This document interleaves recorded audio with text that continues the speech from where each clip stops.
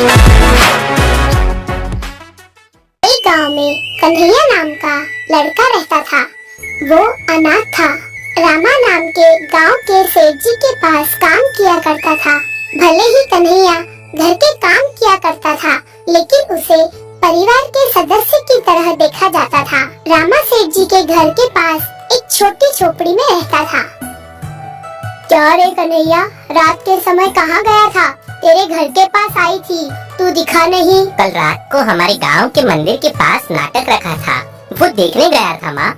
क्यों, कुछ काम से आए थे क्या माँ? कुछ नहीं रे, सेठ जी ने कल तुझे पगार देने के लिए कहा था, इसीलिए आई थी। ठीक है, शाम को जाते समय पगार ले जाना। मुझे पैसों से क्या काम माँ, आप ही 2 वक्त का खाना दे रहे हो। रही कपड़ों की बात, जब सेठ जी शहर जाते हैं तब मेरे लिए लाते हैं, उससे मैं संतुष्ट हूँ। अगर नहीं लोगे तो कैसे चलेगा? ठीक है, जाकर सब्जी लेकर आ। तभी बाजार जाकर सब्जी लेकर आता है। वापस आते समय पहलवान मिलता है। क्या कन्हैया, कहाँ जाकर आ रहे हो? आजकल दिखाई नहीं देते। सेठ जी के घर के पास ही तो रहता हूँ, मुझे और क्या काम है बताओ। अगर कभी सेठ जी काम से शहर जाते हैं तो उनके साथ जाकर आता हूँ, उससे ज्यादा मुझे और क्या काम। वैसे पगार कितनी मिलती है तुझे? महीने के 50 सिक्के।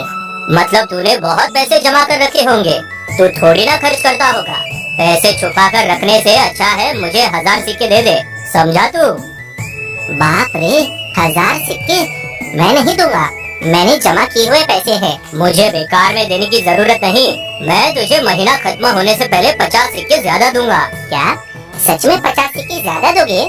हाँ ठीक है, मैं कल सुबह आपको दे देता हूँ, मंदिर के पास आ जाना। तभी कन्हैया वहाँ से घर जाते समय, मुझे महीने भर की पगार 50 सिक्के है, ऊपर से पहलवान मुझे 50 सिक्के और ज्यादा देगा, यानी कि इस महीने में 100 सिक्के कमा लूंगा। अगर ऐसे ही कमाऊंगा तो एक दिन मैं भी जमींदार बन जाऊंगा। कितना अच्छा होगा ना, मैं भी अमीर बन जाऊंगा। ऐसा सोचकर वह घर जाता है। सब्जी की थैली माजी को देकर शाम के समय पगार लेकर घर चले जाता है। दूसरे दिन सुबह, इस समय पहलवान मंदिर के पास आ गया होगा। मेरे पास पूरे 1500 सिक्के हैं, इसमें से अगर 1000 सिक्के पहलवान को दूंगा तो मेरे पास 500 सिक्के रहेंगे। तभी वो मंदिर के पास पहुंचता है। तब पहलवान उससे कहता है, क्या हुआ कन्हैया, इतनी देर हो गई? तेरा बहुत देर से इंतजार कर रहा हूँ, पता है। घर के पास सभी काम खत्म करके आया हूँ, इसलिए देर हो गई। ये लो, आपने मांगे हुए 1000 सिक्के। मुझे महीना खत्म होने तक 50 सिक्के ज्यादा यहीं पर आकर वापस देने होंगे, ठीक है ना?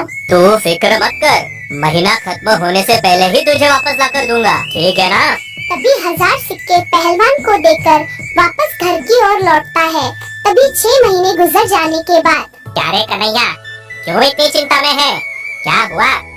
क्या बताऊं सेठ जी, आप जो पगार मुझे देते थे मैं उसे छुपा कर रखता था। 6 महीने पहले हमारे गांव के पहलवान को मैंने 1000 सिक्के दिए थे। उसने मुझे कहा था महीना खत्म होने से पहले मैं तुम्हें 50 सिक्के ज्यादा दूंगा। अगर देखा जाए तो 50 सिक्कों को भी अगर छोड़ दे तो एक सिक्का भी उसने मुझे वापस नहीं किया है सेठ जी। अगर उससे मैं कुछ कहने जाऊँ तो वो मुझसे बहुत ज्यादा ताकतवर है, मुझ पर ही चिल्लाएगा। सोचकर मुझे डर लग रहा है सेठ जी, मेरे मेहनत के सारे पैसे वो ले चुका है, मैं अब क्या करूं? आखिर तुझे दिमाग है या नहीं? जब उसने तुझसे कहा था 50 सिक्के ज्यादा दूंगा, तभी तुझे समझ जाना चाहिए था। अगर वो तुझे वापस देने वाला होता तो वो तुझे 50 सिक्के ज्यादा दूंगा नहीं कहता। ठीक है, दुखी मत हो, उसे बुलाकर मैं पूछता हूँ। तभी दूसरे दिन रामा सेठ पैसे के लिए पहलवान को बुलाता है। क्या रे पहलवान, मेरे कन्हैया के पास से 1000 सिक्के उधार लिए थे तूने और ऊपर से 50 सिक्के ज्यादा दूंगा कहा था।